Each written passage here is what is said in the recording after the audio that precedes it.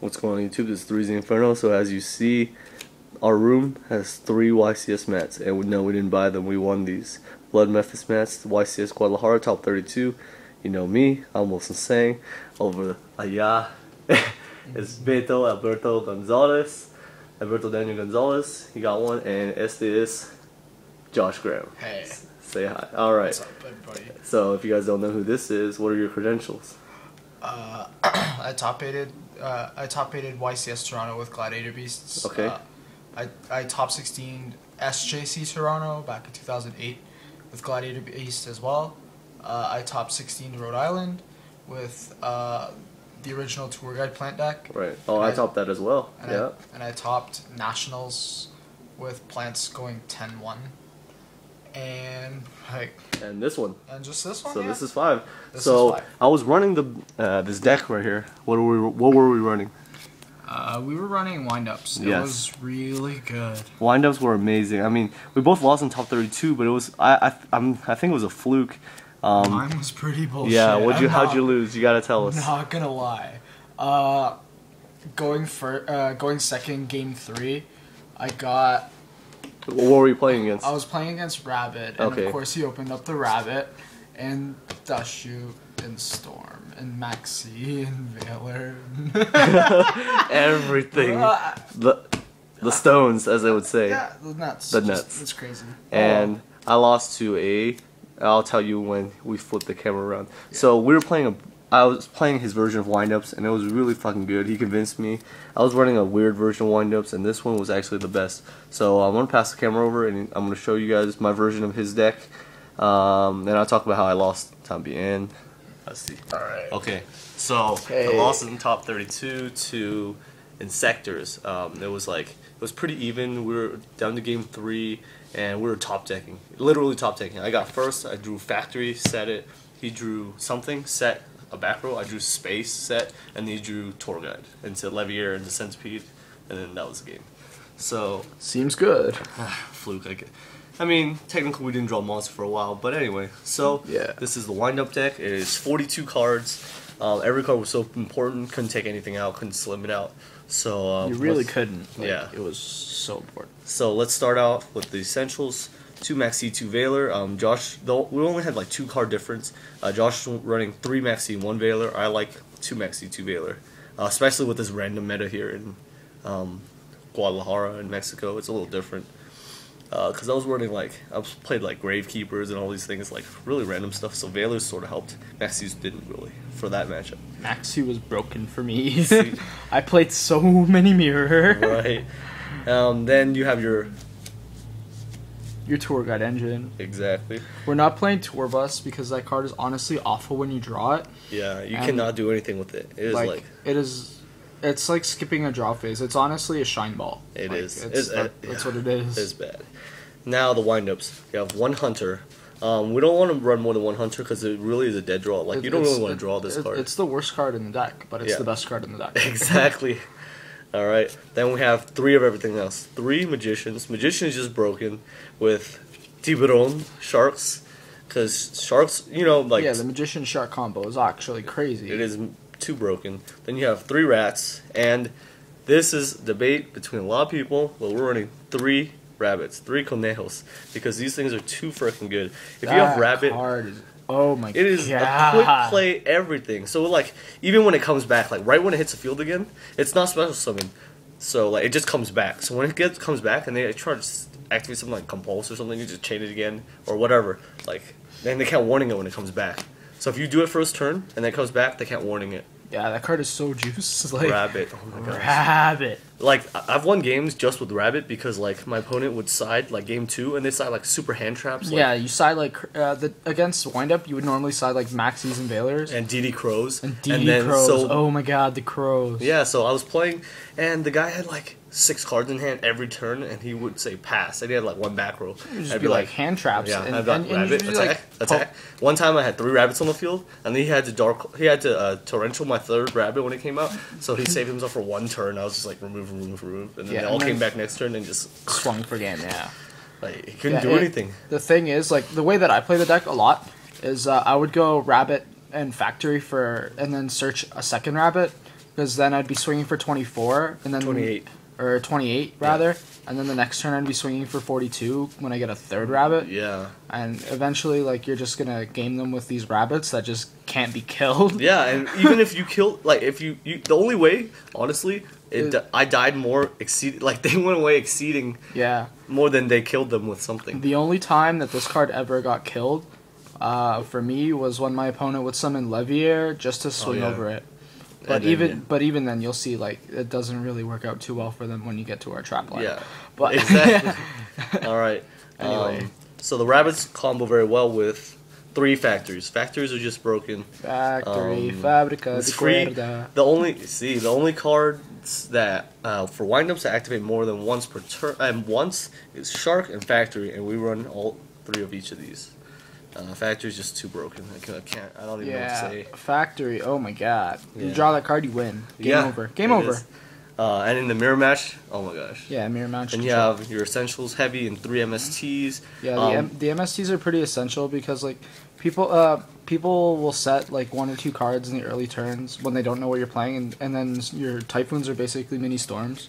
Right, and so especially because people are main decking like Fiendish Chains and things like that. Yeah. So it's good to have 3 MSTs. Yeah, to be able to chain the MST to the Fiendish Chains, so huge. And then we have the essentials, Mind Control. Mind Control's broken. Yeah, Mind Control, Dark Hole, Book of Moon, Reborn, and Pot of Avarice.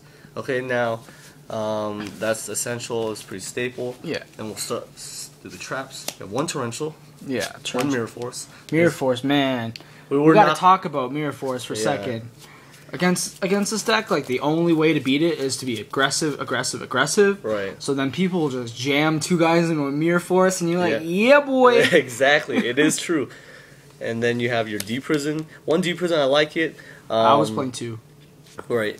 And then we have 3 Fiendish Chains. Fiendish Chain is just amazing. It stops them from attacking. It's a Veiler on crack. Yeah, it's Veiler that blocks them from attacking as well.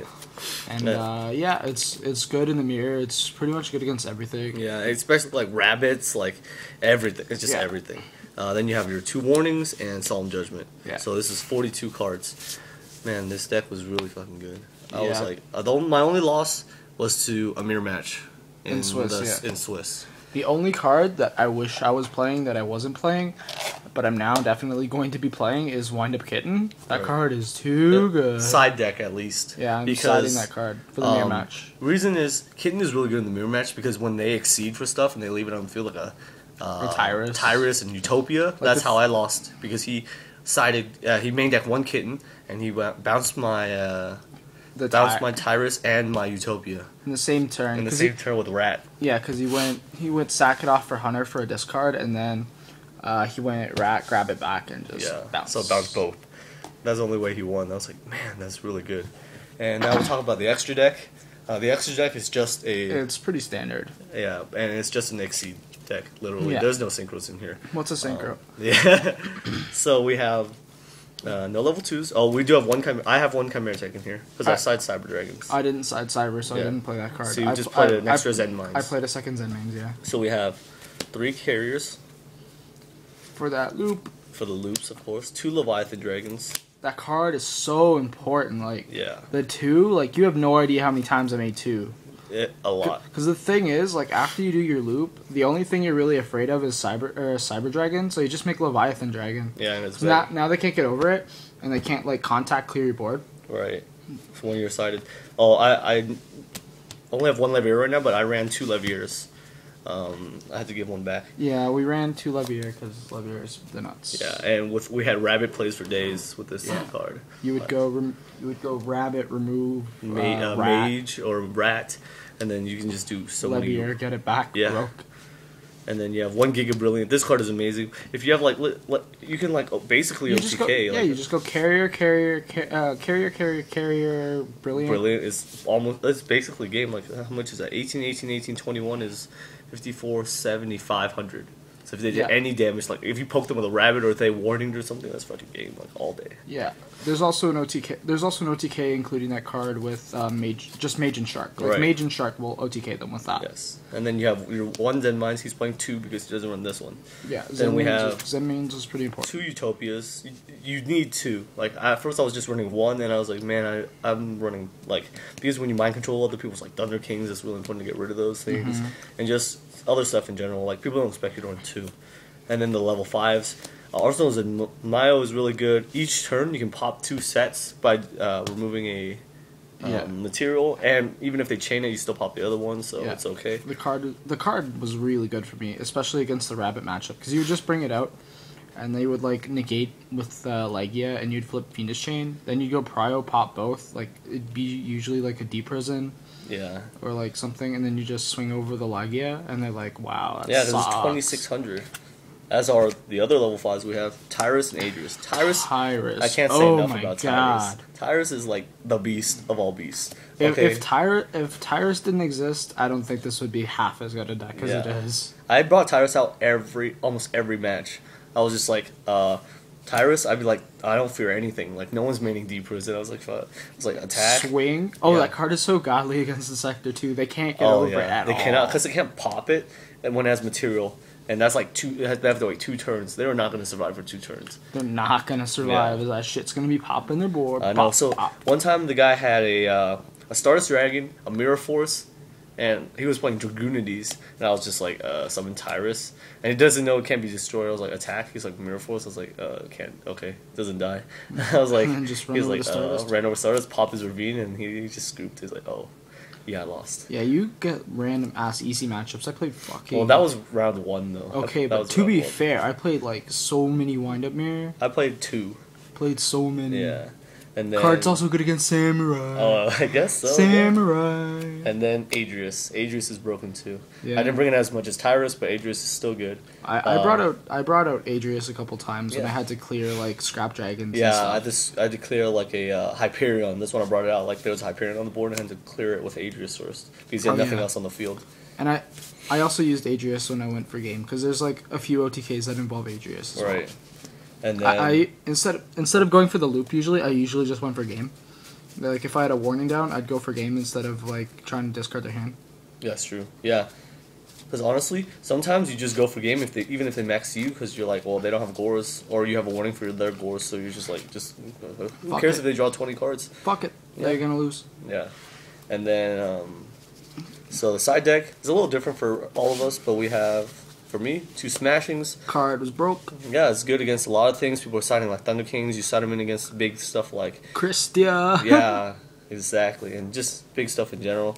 Then I have 2 DD Crows for, it's... Mirror. Very versatile. Use it for a lot of things. Mirror Sector. Card shits on Sector. And everybody, like, whatever decks that... That deck was so popular here. I only ran 1 Thunder King because I couldn't find any room. Because I was running Cyber Dragons. I think Josh was running 2, if not 3. I think 2, right? I was running 2 Thunder King. Right. I was going to run 3, but I just couldn't find the room. But I like the Cyber Dragons because, like when you play randoms like Grave Keepers and they have like 2,000 Descendants, you want to make sure you have something bigger. And also, I sided in against Insectors, against Insectors and Windups. Also because of... they make Zen Mains a lot. Zen Mains, yeah. Well, it's Windups because it's like a godly top deck. Even though they take out your whole hand, they have like 2 carriers and a Zen Mains on the field, and you like rip a Cyber. That's why you make Leviathan Dragon. Exactly. Don't just sit there with all machines.